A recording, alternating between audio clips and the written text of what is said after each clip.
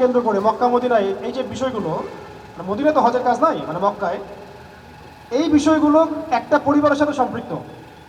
তিনি কে? ইব্রাহিম আলাইহিস সালাম। আমাদের নাম মুসলিম, এই নাম কে দিয়েছেন? মুসলিম নামটা কোথেকে আসছে? হুয়া সাম্মাকুমুল মুসলিমিন, কে সে? হুয়া মানে কে? ইব্রাহিম আলাইহিস সালাম। মিল্লাতে আবিকুম ইব্রাহিম, মিল্লাতে আবিকুম ইব্রাহিম হুয়া সাম্মাকুমুল মুসলিমিন। এটা হচ্ছে তোমাদের বাবা ইব্রাহিম আলাইহিস সালামের মিল্লাত, তিনি তোমাদের নাম দিয়েছেন মুসলিম, আত্মসমর্পণকারী। এখন আমরা কি প্রসঙ্গে আলোচনা করছিলাম?